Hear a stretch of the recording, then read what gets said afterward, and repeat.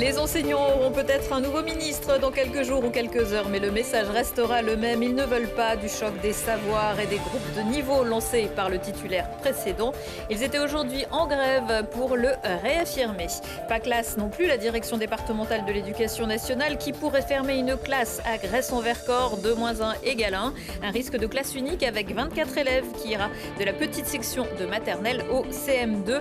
La commune aussi soutient les parents d'élèves. Et puis, combien y a-t-il de personnes pas ou mal logées dans la métropole grenobloise? Que faire pour les aider? Réquisitionner, construire plus ou attribuer un permis de louer? La question du logement sans Engels, mais avec la présidente de l'association Un toit pour tous, Michèle Daran, ce sera à la fin de ce JT.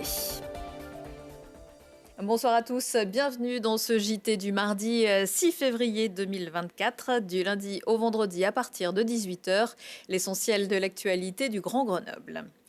Les bons d'un côté, les mauvais de l'autre. La décision de Gabriel Attal, lorsqu'il était ministre de l'Éducation nationale, de créer dès la rentrée prochaine des groupes de niveau en collège, ne passe pas auprès de tout le monde, notamment auprès des enseignants qui appelaient à la grève ce mardi. Ils ont manifesté devant le rectorat de Grenoble pour dénoncer ce choc des savoirs qui risque, selon eux, de faire plus de mal que de bien. On vient au rectorat pour manifester notre mécontentement et notre demande de retrait de cette nouvelle réforme choc des savoirs imposée par Gabriel Attal alors qu'il était encore ministre et qui est poursuivie par la nouvelle ministre. À la rentrée 2024, donc en septembre prochain, en 6e et en 5e, les cours de français et de maths ne seront plus en classe entière mais bien en groupe de niveau. C'est-à-dire que les faibles seront dans des plus petits groupes. Pour l'instant, on nous annonce des groupes de 22, ce qui est énorme, et les autres répartis dans d'autres groupes. Absolument toutes les recherches en sciences de l'éducation sur ce sujet montrent que c'est délétère pour les faibles qui se sentent en insécurité totale face à l'école, mais pour les meilleurs aussi qui n'apprennent pas à aider les autres, qui ne sont que dans une logique de compétition. Et en plus de ça, ça crée un climat scolaire extrêmement difficile parce que les élèves qui se sentent mauvais, parce qu'ils sont étiquetés groupe des mauvais, même si on ne l'appelle pas comme ça, ce que les syndicats demandent et les gens qui sont ici, c'est des classes à plus petits effectifs. C'est ça la solution et pour ça on a besoin de moyens, on a besoin d'engager des professeurs et pour qu'il y ait des nouveaux profs, il faut augmenter les salaires. Tout ça fonctionne ensemble. La question ne se pose pas encore pour les élèves de l'école de Gresse-en-Vercors. Ce qui les inquiète en revanche, et surtout leurs parents et les responsables de cette petite commune de montagne, c'est peut-être pour la rentrée prochaine la disparition d'une classe sur les 2 que compte leur école. Pour éviter cela, ils se mobilisent, Lina Badreddine. À Gresse, le nombre de classes risque d'être dégressif et le niveau de régresser. Dans cette école primaire qui compte une classe de maternelle et une élémentaire, la menace de la suppression de l'une d'entre elles plane, car pour composer 2 classes, il faut au minimum 25 élèves. Or, il y aurait dans cette école pour la rentrée 2024 entre 23 et 24 élèves, qui constitueraient une seule et unique classe de la petite section au CM2. Je suis inquiet, je ne suis pas le seul à être inquiet parce que on a du mal à imaginer comment est-ce que les spécificités de chaque groupe de niveau vont pouvoir être traitées par un seul personnel enseignant. En cas de fermeture d'une classe, l'unique enseignant de l'école porterait aussi la casquette de directeur de l'établissement. Au-delà de nos inquiétudes pour nos enfants et notre école, on a des inquiétudes aussi pour la qualité du travail et les conditions de travail de l'enseignant parce qu'on est dans un endroit où c'est pas simple non plus pour le personnel enseignant de venir travailler, on est loin de tout. Et les personnes qui font le choix de s'engager pour l'école dans nos milieux de montagne là, sont quand même des personnes qui viennent chercher un cadre de vie, un cadre de travail, mais qui ne sont pas prêtes à accepter n'importe quelle condition pour venir. Mais la commune de 377 âmes a encore espoir de maintenir ces 2 classes en attirant de nouveaux habitants. Nous avons au village des logements sociaux gérés par la SDH et parmi ces logements sociaux, il y en a 4 aujourd'hui qui sont inoccupés, dont des appartements de grande taille susceptibles de recevoir des familles. Donc il s'agit maintenant de bien négocier cela avec la SDH et de voir qu'ils mettent véritablement à disposition du public et qu'ils le fassent savoir. En tout cas, attirer de nouveaux habitants reste la seule solution envisageable pour cette école du Trièves, les établissements environnants étant trop éloignés pour permettre un regroupement pédagogique. Des sujets sur lesquels nous reviendrons dans le JT de mercredi avec Patrice Gros, directeur départemental des services de l'éducation de l'Isère. Ça va peut-être mieux en le disant. Voté en novembre, c'est au 1er février que la nouvelle grille tarifaire des transports en commun MTAG est entrée en vigueur. Pas mal de changements que les présidents du syndicat mixte des transports en commun, de la métro et du Grésivaudan ont précisé ce matin lors d'une conférence de presse en forme d'explication de texte. Un ticket unique pour les deux collectivités, mais côté prix, des hausses qui ont parfois du mal à passer. Les abonnements de la tarification classique n'ont pas évolué. Au 1er février, il y aura, comme chaque année, une actualisation sur l'inflation qui sera observée et retenue au moment de la rentrée. Mais nous n'avons pas d'évolution sur les abonnements. Il y a quelques changements sur la tarification unitaire, puisque le ticket classique passe de 1,90 à 2 €, là aussi par rapport à l'actualisation de l'inflation, comme sur le reste des services. Le ticket SMS, lui, augmente à 2,50 € volontairement pour le rendre dissuasif, afin que les personnes utilisent dorénavant le paiement par carte bancaire, ce que nous appelons l'open paiement, c'est-à-dire que vous passez votre carte bleue devant le validateur et cela vous décompte un voyage automatiquement. Donc c'est beaucoup plus simple, c'est beaucoup plus pratique et donc cela fera perdre son sens au ticket par SMS qui à terme disparaîtra. Et nous avons également souhaité maintenir le tarif de la carte d'e-voyage qui reste à 15,40 € et qui ne bouge pas puisque c'est un élément aussi d'attractivité et d'utilisation importante pour nos réseaux de transport en commun. Une évolution tarifaire qui fait la place à deux choses. Grande simplification. Avant, vous aviez 15 types d'abonnements avec leurs spécificités. Il fallait rentrer dans la case X, dans la case Y.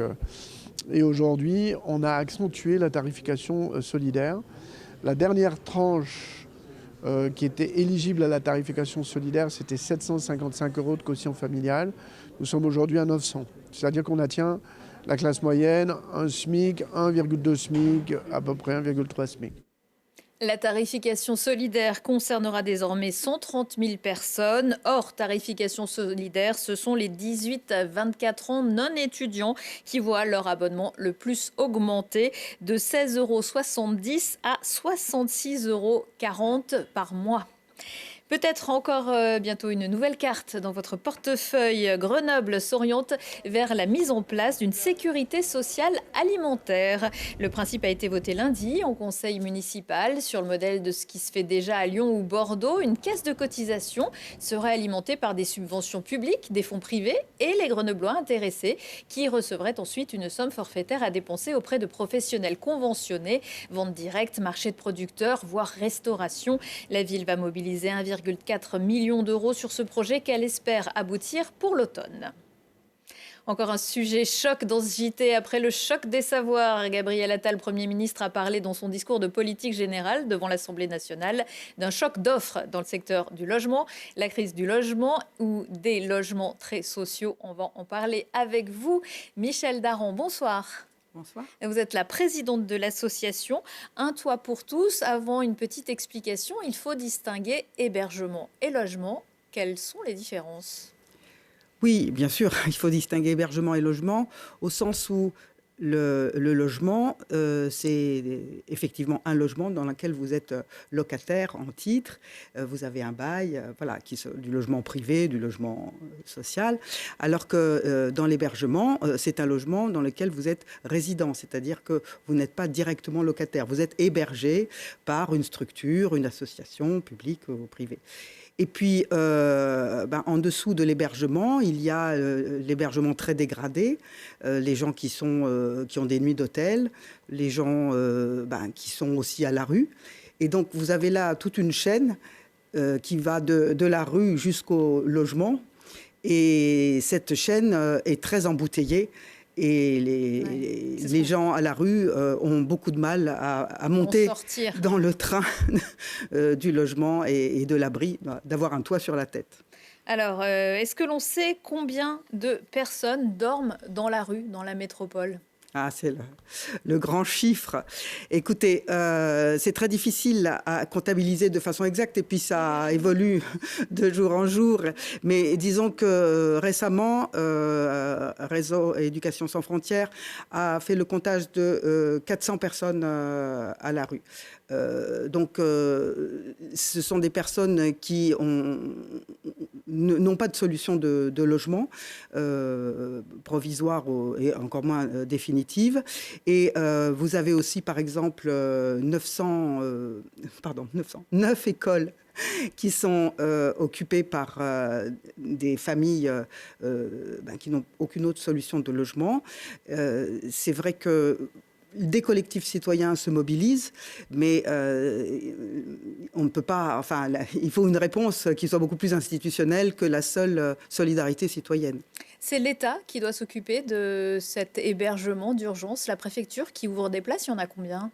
Oui, alors le paradoxe, si je puis dire, c'est qu'il y a de plus en plus de places qui sont ouvertes. Il y a à peu près 1700 places qui sont ouvertes en Isère et c'est vrai que l'État a augmenté la capacité de logement, d'hébergement, mais la demande croît plus vite que l'offre.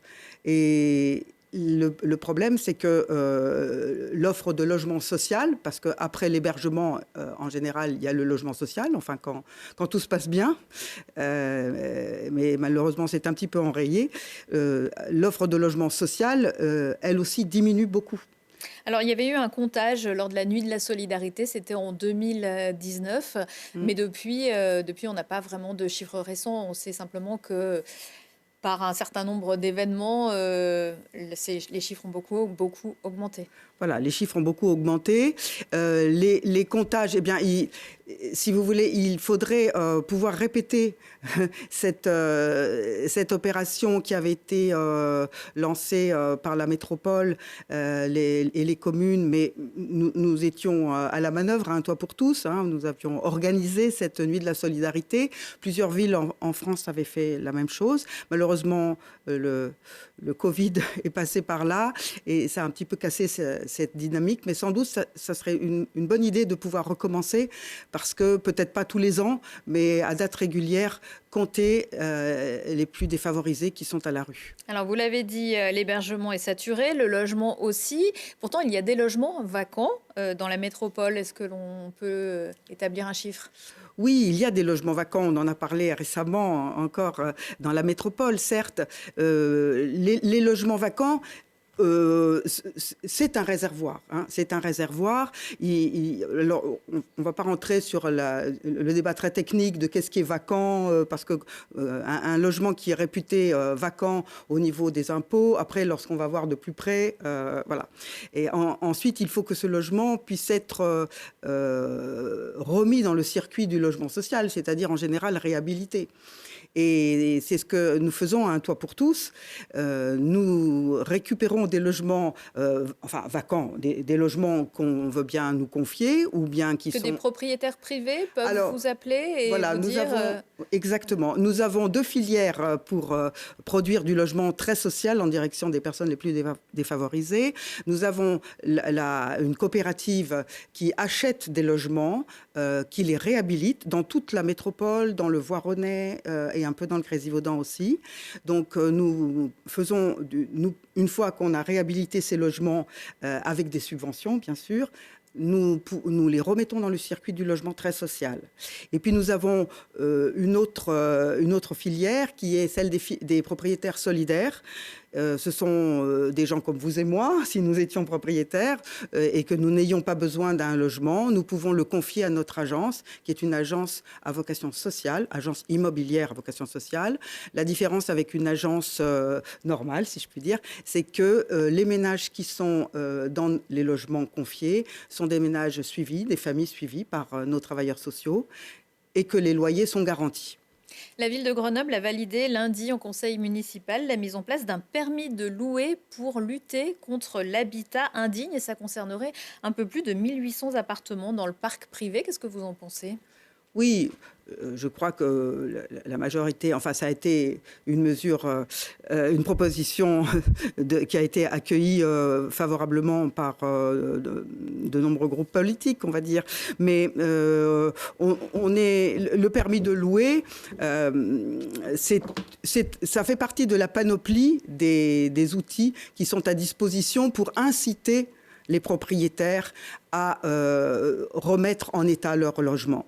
et à partir du moment où on les aide, à partir du moment où il y a des subventions publiques, eh bien, ils s'engagent dans un parcours qui va déboucher sur le fait que leur logement sera loué à des personnes les plus défavorisées. Le Premier ministre a fait quelques annonces il y a quelques jours. Elles ne semblent pas forcément satisfaire les associations, notamment sur les modifications de la loi SRU.